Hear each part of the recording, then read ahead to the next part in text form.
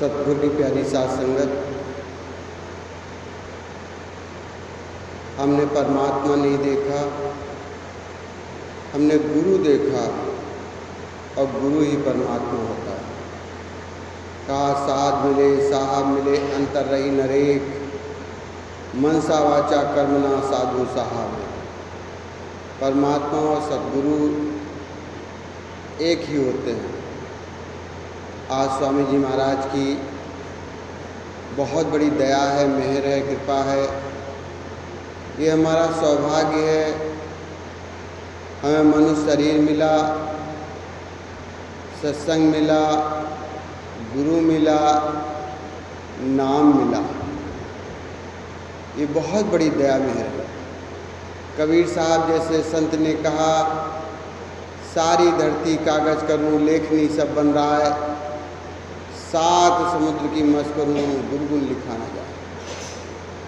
सारी धरती को कागज बना दे, सारे जंगल उनकी लकड़ियों का कलम बना दें, सारे समुद्र के पानी को इंक बना दें, फिर भी हम गुरु की महिमा का बयान नहीं कर सकते। कहा गुरु गोविंद दो घोड़े काके लागू पाएं, बलिहारी गुरु आपने गोविंद दियो बताए। कहते हैं गुरु की महिमा का इतनी अपरंपार है। हमारे अंदर सब कुछ है, सारा जीवन हमें भटकते भटकते हो जाता है, बिना गुरु के हम प्राप्त नहीं कर सकते। कोटि उपाय करो नहीं बूझे, बिन सद्गुरु शरणाई। कहा 4 वेद 18 पुराण से शास्त्र में कहा, गुरु बिन माला फेरते गुरु बिन देते दान, गुरु बिन दान हराम है जा पूछो वेद पुराण। रामकृष्ण से को बड़ा तिन्हू ने गुरु कीन, 3 लोक के नायिका गुरु आज्ञा दे। गुरु की महिमा बड़ी अपरंपार है। कहते हैं ऐसे जब संत सद्गुरु मिल जाते हैं, हमारा जीवन सफल हो जाता है। सातपुरी हम देखिया देखे चारों धाम, पलटू नाहक पंचमुए संतन में है नाम। उन नाम की महिमा बड़ी अपरंपार है। कहते हैं राम से बड़ा राम का नाम। कहते हैं भगवान राम जब लंका जा रहे थे तो जो है रास्ते में समुद्र पड़ा, समुद्र पे पुल बंध रहा था। तो जो सेना थी, सेवादार थे, सहयोगी थे, वो पत्थर पे भगवान राम का नाम लिख करके डाल रहे थे और वो पत्थर तैर रहा था।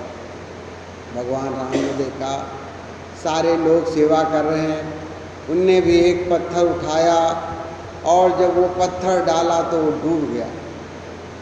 तो उनको आश्चर्य हुआ कि मेरा नाम लिख के डाल रहे हैं, वो तैर रहा और मैंने जो पत्थर डाला वो डूब गया।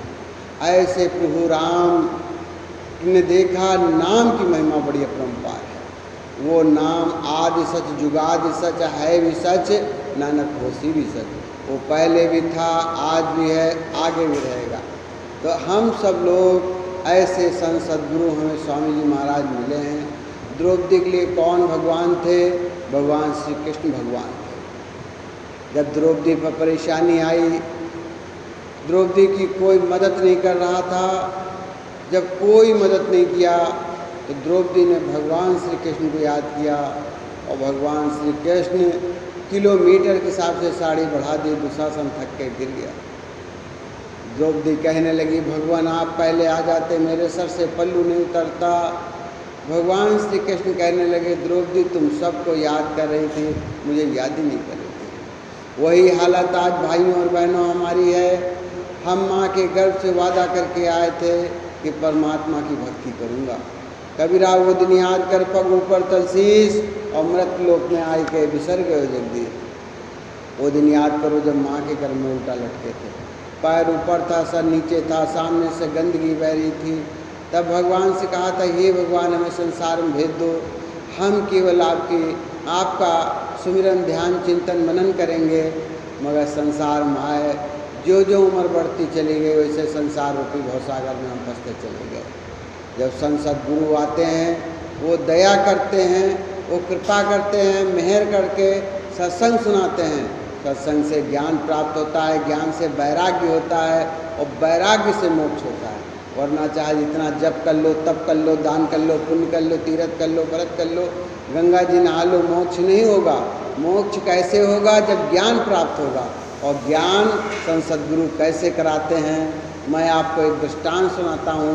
सच्चे पातशाह गुरु नानक देव जी महाराज के समय की बात है। कहते एक राजा था बहुत बड़ा क्रूर राजा, नहीं बादशाह था। राजा और बादशाह एक ही पदवी होती है। जब मुसलमानों का राज्य था, मुग़लों का राज्य था, तो बादशाह हुआ करते थे। तो एक बादशाह था, बहुत क्रूर था, बहुत क्रूर, इतना क्रूर था उसने अपने पूरे राज्य को लूट लिया। राज्य को एक एक पैसा लूट लिया और लूट के अपने पास रख लिया।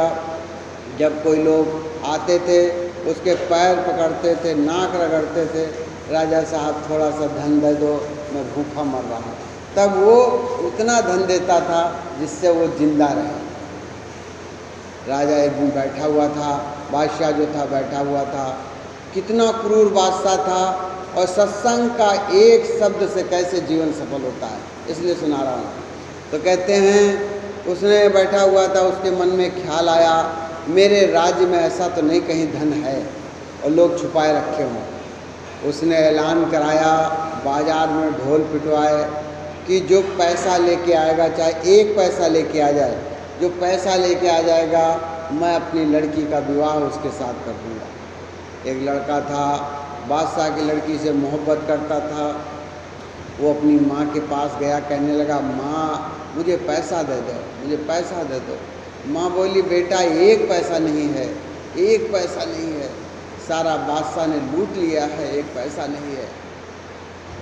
लड़का अकेला था, रोने लगा, बोला माँ अगर पैसा नहीं मिला तो मैं प्राण त्याग दूंगा, मैं बादशाह की लड़की से मोहब्बत करता हूँ। बादशाह ने ऐलान कराया है कि पैसा लेके आएगा मैं उसके साथ अपनी लड़की का विवाह कर दूँगा। एक दिन बीत गया, 2 दिन बीत गया। माँ बच्चे से बहुत प्रेम करती है, बहुत प्रेम करती है। माँ भूखी रह लेती है मगर बच्चे को भूखा नहीं रहती। माँ कष्ट सह लेती है मगर बच्चे को कष्ट नहीं सहती। माता पिता के एहसानों का बदला हम कभी नहीं चुका सकते हैं। माता उपनिषद में मनुष्य स्मृति में कहा माता पृथ्वी से बड़ी होती है, पिता स्वर्ग से बड़े होते हैं। अब साहब माँ से रहा नहीं गया। माँ ने सोचा मेरा बच्चा प्राण त्याग देगा। माँ बोली बेटा पैसे की इतनी ज़रूरत है? बोला हाँ माँ, बादशाह ने ऐलान कराया। माँ बोली बेटा जाओ, तुम्हारे पिताजी जब मरे थे तो उनके मुंह में एक सिक्का डाला गया था, उनकी कब्र खोद के उनके मुंह से सिक्का निकाला। लड़का गया, अपने पिता की कब्र खोदी और उनके मुंह से सिक्का निकाल लिया और सिक्का निकाल के बादशाह के पास गया और कहने लगा लो बादशाह मैं सिक्का ले आया हूँ, आप अपनी लड़की का विवाह मुझसे कर दो। बादशाह को विवाह नहीं करना था, उसे ये पता लगाना था पैसा कहाँ है। कितना क्रूर बादशाह था, कितना शैतान बादशाह था। और संत सद्गुरु के एक सत्संग मार्ग से कैसे जीवन बदल जाता, इसलिए मैं इस दृष्टांत सुना रहा हूँ। बादशाह ने कहा बेटा ये पैसा कैसे लाए हो? बोले जब मैं कई दिन भोजन नहीं करा, मेरी मरणावस्था होने लगी तो मेरी माँ ने कहा तुम्हारे पिताजी मरे थे, उनके मुंह में एक सिक्का डाला गया था और मैं अपने पिताजी की कब्र खोद के उनके मुंह से सिक्का निकाल लाया हूँ। बादशाह बड़े ज़ोर से हंसा और कहने लगा इसका मतलब राज्य में जितनी कब्रें हैं सब में पैसा है।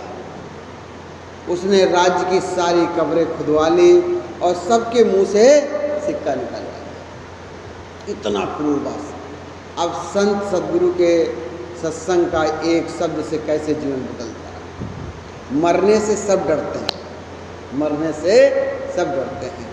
अब साहब क्या हुआ, और नरक में दोजक में जाने से सब डरते हैं। तो साहब गुरु नानक देव जी महाराज का सत्संग था उस बादशाह के राज्य में।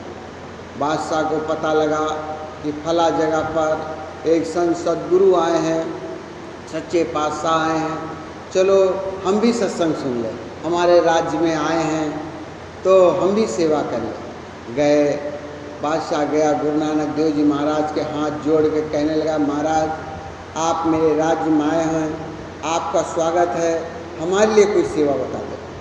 गुरु नानक देव जी महाराज ने कहा, बादशाह से कहा, ये पोटली है, ये पोटली तुम लेते आना, जब मैं भगवान के यहाँ चला जाऊँगा और तुम आना तो मेरी ये गठरी लेते आना, पोटली लेते आना।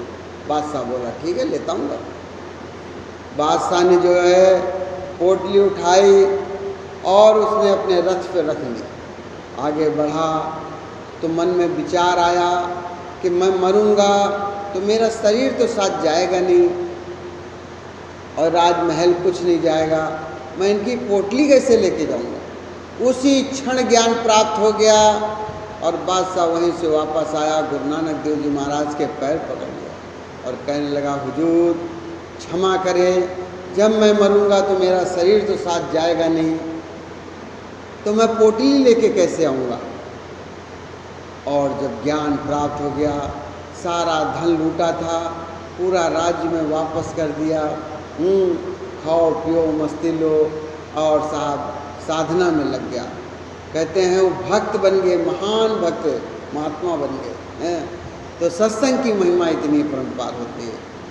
ऐसे स्वामी जी महाराज मिले हैं हमें, ये हमारा सौभाग्य है, ये है स्वामी जी महाराज की दया मेहर है। आज बहुत शुभ दिन है, 5 अगस्त है। 5 अगस्त है, लाखों करोड़ों लोग पूरे विश्व में खुशियाँ मनाई जा रही हैं और दीपावली मनाई जा रही है, क्योंकि भगवान श्री राम का मंदिर की नींव रखी जाएगी आज। मगर इसमें हमारे स्वामी जी का भी बड़ा योगदान है, क्योंकि हमने अपनी आँखों से देखा है, अनुभव करा है, कितना बड़ा योगदान है संत कृपाल नगर का, संडीले का, स्वामी दिव्यानंद जी महाराज का। कहते हैं अशोक सिंघल जी, ये आंदोलन 5.5 साल से चल रहा था। 5.5 साल में 3 लाख आदमी मरे, 3 लाख आदमियों की मृत्यु हुई, करोड़ों आदमी, अरबों आदमियों ने आंदोलन किया। और संत सद्गुरु स्वामी जी की दया मेहर की बात सुना रहा हूँ आपको। जब अभी कहते हैं 90 के दशक में, 90 में जो है अशोक सिंघल यहीं पर आए आश्रम में। स्वामी जी ने आशीर्वाद दिया अशोक सिंघल को, आश्रम की 5 ईंटें भेजी जिस पे संत कृपाल लिखा था, कृपाल ईंटें वो भेजी। आज वहाँ ईंटें वो रखी हैं, आज लगेंगी, जब भी बनेगा तब लगेंगी। कहते हैं हर चीज़ में स्वामी जी का सहयोग रहा। बताइए आप साहब। कहते हैं कि जो है, कहते हैं स्वामी जी फिर उनको आशीर्वाद दिया। उसके बाद कल्याण सिंह प्रदेश अध्यक्ष थे, हरदोई जा रहे थे, समय नहीं था अंदर आने के लिए। हम लोगों ने कोशिश करी, हम मंडल अध्यक्ष थे, कोशिश करी, समय नहीं था तो स्वामी जी बोले अपने ब्रह्मचारी लेकर के स्वामी जी गेट पे खड़े हुए और कल्याण सिंह का स्वागत किया और आशीर्वाद दिया स्वामी जी ने। अब बताइए साहब, मुख्यमंत्री बने। उसके बाद स्वामी जी, नई मम्मी जी की गाड़ी आई, नई गाड़ी आई, स्वामी जी बोले चलो घूमने जाएं। एक ही बार स्वामी जी अपने जीवन में घूमने गए। स्वामी जी, मम्मी जी और सोनू और मैं, 4 लोग। स्वामी जी के भाई बहराइच में रहते थे, एजुकेटिव इंजीनियर थे। स्वामी जी उनके पास गए, एक दिन वहाँ रहे। एक दिन नेपाल गए स्वामी जी और वहाँ से कहने लगे चलो अब बनारस चला जाए। स्वामी जी बनारस में जब इंजीनियर थे बहुत काम किया, बहुत काम किया। बनारस जा रहे थे, रास्ते में फैजाबाद अयोध्या पड़ा। स्वामी जी गाड़ी में बोले सुनैन चलो देखा जाए, ये मंदिर देखा जाए, मंदिर झगड़ा काहे के पीछे है। गए स्वामी जी मंदिर के पास, वहाँ एक पंडित जी भोजन तैयार कर रहे थे, दाल रोटी चावल बना रहे थे। वहाँ खाया, हम लोगों ने खाया और फिर स्वामी जी ने वो मंदिर जो गुम्मद था उसकी वहाँ गए, बोले अच्छा इसके पीछे झगड़ा है। उसके 5-6 महीने बाद वो टूट गया। अब बताइए साहब, टूट गया। और साहब स्वामी जी फिर उसको वहाँ से जाने के बाद फिर चले गए बनारस। बनारस में रात में रुके। उसके बाद चकिया में स्वामी जी ने एक डैम बनवाया था लतीफ़ शाह का, वहाँ गए। वहाँ स्वामी जी के पुराने ठेकेदार थे। स्वामी जी ने जब पल उनसे मिलने गए तो पूरा गांव उमड़ पड़ा, गुप्ता जी आ गए, गुप्ता जी, और पूरा गांव रो रहा था कि गुप्ता जी आ गए। हमने अपनी आँखों से देखा। एक ठेकेदार थे, बहुत बुजुर्ग हो गए थे, डंडा पकड़े, वो रोते रोते स्वामी जी के पैर पकड़ लिए। जब पता लगा गुप्ता जी आ गए। संत बने बनाए आते हैं, दुनिया में जहाँ जहाँ जाते हैं लोग उनके दीवाने हो जाते हैं। हमने अपनी आँखों से देखा ये। उसके बाद स्वामी जी इलाहाबाद गए, संगम पे गए, वहाँ हनुमान जी एक लेटे हैं, वहाँ गए और पूरा घूम के 1 हफ्ते का टूर था, आए। और उसके बाद साहब अटल जी प्रधानमंत्री बने। स्वामी जी जर्मनी में थे, 13 दिन तक प्रधानमंत्री रहे और 1 MP कम था, 1 MP की वजह से 13 दिन प्रधानमंत्री रहे। स्वामी जी ने विदेश से फैक्स भेजा अटल जी के पास कि अटल जी इस्तीफा नहीं देना प्रधानमंत्री पद से। देखिए, साधु बोले सहे स्वभाव, साध का बोला बिठा न जाए। हमारे संसद गुरु परम पिता स्वामी जी महाराज कैसे थे, कैसे संत थे, हैं? इसलिए सुना रहा हूँ। बोले इस्तीफा नहीं देना, विजय आपकी होगी। मगर उनको भरोसा नहीं हुआ, सारा विपक्ष एक हो गया, 1 MP कम था, उन्होंने इस्तीफा दे दिया। उसके बाद दोबारा इलेक्शन हुआ। जब दोबारा इलेक्शन हुआ तो वो इलेक्शन का प्रचार कर रहे थे। वो संडीला प्रोग्राम बना हुआ था, संडीला, हरदोई, लखनऊ के कार्यकर्ता, हम उस टाइम कार्यकर्ता थे। हमने सोचा एक पास मिल जाए और स्वामी जी अटल जी के साथ बैठ जाए, मगर किसी ने नहीं दिया। हम आए, स्वामी जी से हाथ जोड़े, स्वामी जी बहुत कोशिश करी, स्वामी जी पास नहीं बन रहा, अब मेरी इच्छा है। स्वामी जी मुस्कराए, जैसे भगवान राम मुस्कराते थे, भगवान श्री कृष्ण मुस्कराते थे, हैं, विष्णु जी मुस्कराते, आप लोगों ने देखा होगा, ऐसे मुस्कराए।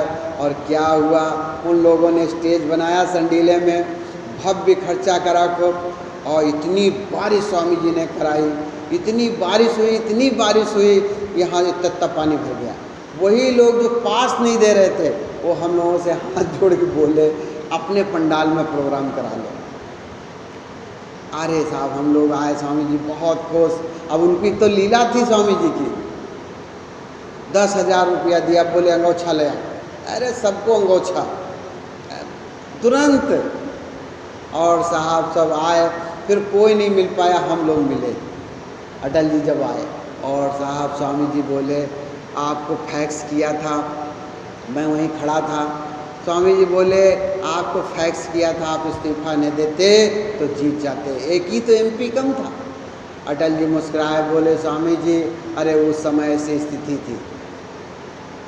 फिर इलेक्शन हुआ और फिर 1 MP कम पड़ गया।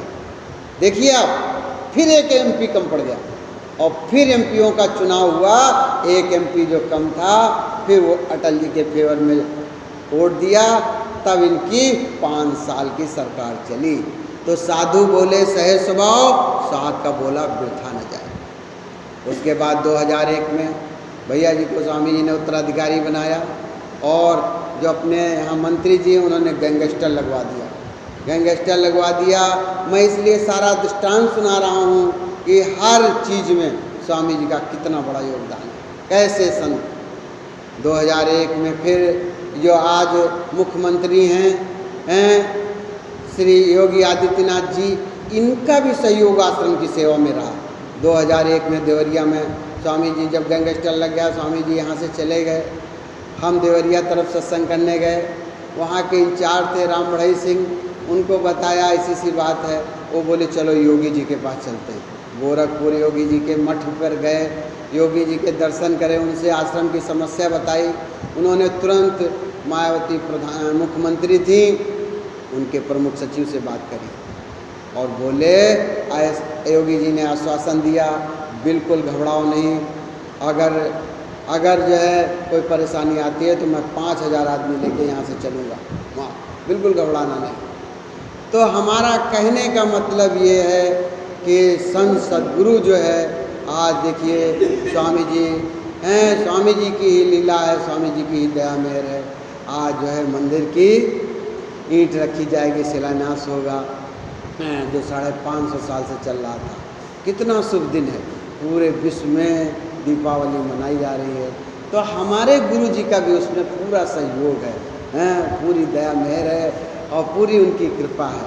ऐसे संत स्वामी जी महाराज मिले हैं, ना किसी के रुपये के भूखे हैं, ना पैसे के भूखे हैं, ना जमीन जायदाद के भूखे हैं। संत सद्गुरु जो होता है, परमात्मा जो होता है, वो सच्चे भाव का भूखा होता है। परमात्मा किसी चीज़ से खुश नहीं होता है। अगर परमात्मा रुपये पैसे से खुश हो जाता तो इस टाइम इतनी भयंकर बीमारी आई हुई है कोरोना की, पूरा विश्व परेशान है। विश्व में बहुत पैसा है और साहब पैसा दे करके, सोना चांदी दे करके, हीरे जवाहरात दे दे के परमात्मा से बदल लेते हैं। अगर साइंस से मिलता, विज्ञान से मिलता, तो न जाने कितने लोग साइंस से भगवान को खरीद लेते हैं।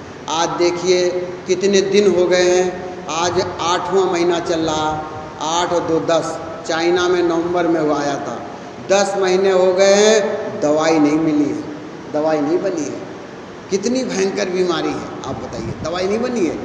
तो साहब जो है परमात्मा किसी चीज़ का, आज संसार में लोग घमंड करते थे, कोई रुपये पैसे ज़मीन जायदाद का घमंड करता था, अपने टेक्नोलॉजी अपनी पढ़ाई लिखाई का घमंड करता था, कोई अपनी जात का घमंड करता था, कोई काहे का घमंड था, किसी को जनसंख्या का घमंड था कि हम ज़्यादा संख्या में हैं।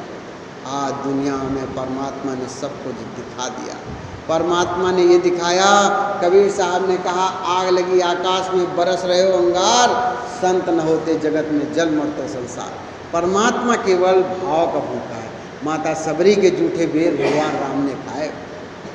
भगवान राम, माता सबरी दलित थी, छोटी जात की थी, मगर उनका भाव कितना ऊंचा था। माता सबरी का कितनी महान थी। कल्पना करिए आप कि भगवान राम जब गए तो माता सबरी उनके लिए फूल बिछाती थी। क्यों बिछाती थी? उनके गुरु मतंग ऋषि थे। मतंग ऋषि ने कहा, मैं जा रहा हूँ, मेरा समय आ गया है और एक दिन भगवान श्री राम आएंगे और उनके द्वारा तुम्हारा मोक्ष होगा। मतंग ऋषि जब चले गए तो अपने गुरु की बात मानी। गुरु जी ने कहा भगवान राम आएंगे, उनसे मोक्ष होगा।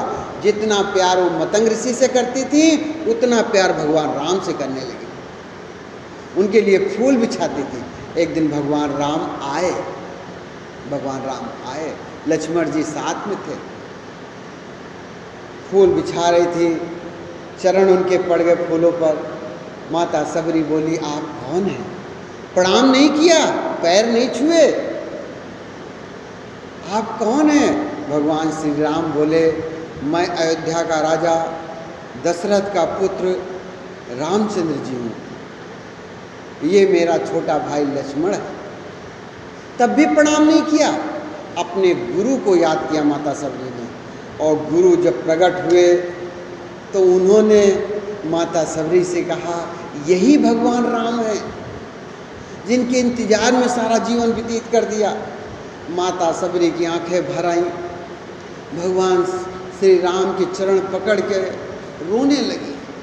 जंगल में कुछ नहीं था, मीठे मीठे खा के देख लेती थी, जो मीठा बेर होता था उसको रख लेती थी कि मेरे राम खाएंगे। आई और जब भगवान राम आए और उन्होंने जूठा बेर खा के देखा था, दांत लगे हुए थे, जो मीठा था वो भगवान श्री राम को दे रहे थे और भगवान श्री राम प्रेम से वो बेर खा रहे थे। इतनी बड़ी प्रेम की महिमा होती है। जब ऐसा सच्चा प्रेम हमारा मालिक से हो जाता है तो कहा, गुरु बसे बनारसी शिक्षा समुद्र तीर, एक पल ना बिसरे जो गुरु हो शरीर। गुरु बनारस में रहता हो और शिक्षा समुद्र पार हो, एक पल अलग नहीं रहता। आज स्वामी जी भले ही शरीर रूप में ना हो, आत्मा रूप में वो कण कण में है, कण कण में है और अपनी मौज में है। आप लोग देखो, जब भी याद करते होंगे, किसी न किसी तरह वो दया मेहर करते होंगे, अनुभव कराते हैं, आप अनुभव कराते हैं। और ना मानो मेरी बात है, आप अनुभव करके देख लीजिए। स्वामी जी कहते हैं, मेरे लिए एक कदम बढ़ाओ तो, एक कदम अगर हम बढ़ाएंगे तो 1000 कदम चल के मिलने आते हैं। इतना प्रेम करते हैं, इतना गुरु इतना प्रेम करता है। तो आज ऐसा मौका है, अपने गुरु की महिमा कितनी थी, हर काम में अपने गुरु की महिमा रही है। आपको मैं बताऊं, हर काम में वे पूरी दुनिया को गुरु जी ही चला रहे हैं। यहीं राजनाथ सिंह जी आए, स्वामी जी की लीला थी, उन्होंने बुलाया राजनाथ सिंह को, बुलाया और बोले एक दिन दुनिया में नाम होगा, एक दिन दुनिया में आपका और बीजेपी का नाम होगा, बीजेपी ही दुनिया को संभाल करेगी। और आज देख लीजिए, राजनाथ सिंह जी आए हैं, उनको नाम दिया कि पालभवन में। मैं ऊपर फोटो खींच रहा था, अंदर अकेले कमरे में सब साइडों जो थे सिक्योरिटी के लोग परेशान थे।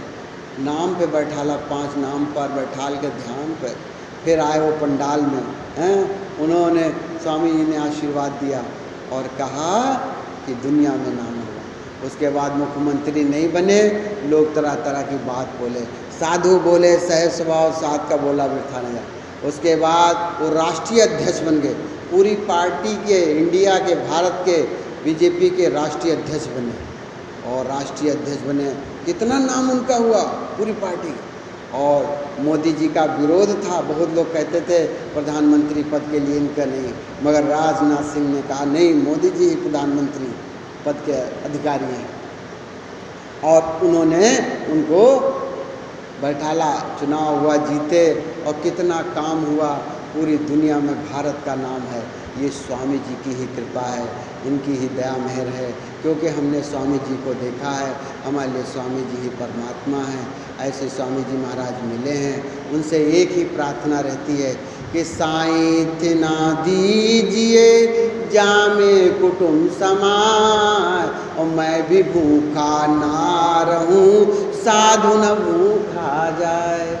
हे गुरु महाराज इतनी दया करें, हमारा स्वास्थ्य ठीक रहे। स्वास्थ्य कैसे ठीक रहेगा? जो हमारा खान पीन ठीक रहेगा। जैसा खाएंगे अन्न वैसा होगा मन, वैसे विचार प्रकट होंगे, वैसे कर्म करेंगे और वैसे कर्मों के बंधन में फंस जाएंगे। आए थे हरिभजन को, ओटन लगे कपास। तो खान पीन शुद्ध होना चाहिए और रहन सहन शुद्ध होना चाहिए। आज देखिए, जिसका रहन सहन शुद्ध है वही स्वस्थ है, और जरा सा रहन सहन गड़बड़ हुआ वो फंस गया। तो खान पीन शुद्ध होना चाहिए, रहन सहन, संगत का बहुत बड़ा असर होता है। हाहाकार मचा है बम्बई में, केवल रहन सहन की वजह से। सच्चाई छुप नहीं सकती है। हम आदमी को धोखा दे सकते, पुलिस को धोखा दे सकते, अदालत को धोखा दे सकते, संसार के वासियों को धोखा दे सकते, मगर परमपिता परमात्मा को धोखा नहीं दे सकते। तो खान पीन शुद्ध होना चाहिए, रहन सहन शुद्ध होना चाहिए, और गुरु महाराज से ही प्रार्थना करते रहना चाहिए। हे गुरु महाराज इतना जरूर दें कि हमारा कुटुंब परिवार ठीक ठाक चलता रहे, हमारे घर कोई भाई बहन भूला भटका भूखा आ जाए, घर से भूखा न जाए, और हमको अपने चरणों में लगा रखें। क्योंकि कहा हरि रूठे तो ठौर है, गुरु रूठे नहीं ठौर। एक बार परमात्मा रूठ जाए तो गुरु के पास स्थान है, और गुरु रूठ जाए तीनों लोकों में स्थान नहीं। ऐसे गुरु महाराज से यही प्रार्थना है, और उनको अपने चरणों में लगाए रखें। आप सबको बहुत बहुत धन्यवाद। अब ध्यान पे बैठेंगे और उसके बाद है प्रार्थना।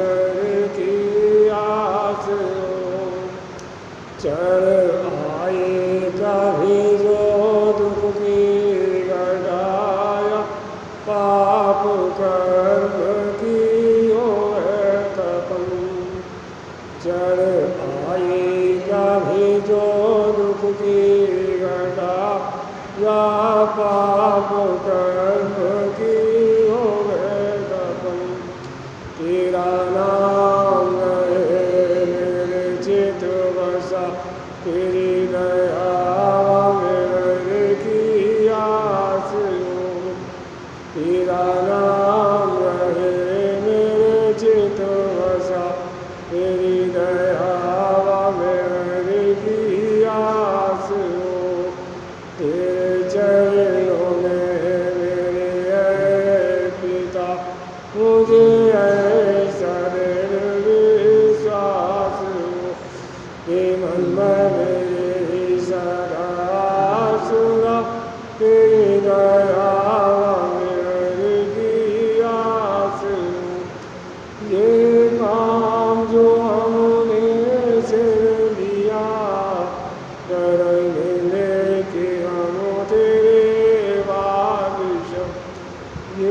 काम जो हमने से लिया करने के हम तेरे वारिस। तेरा हाथ हम पर रहे बना, तेरी दया मेरी की आस। तेरा हाथ हम पर रहे बना, तेरी दया मेरी की आस। तेरे चरणों में मेरे है पिता, मुझे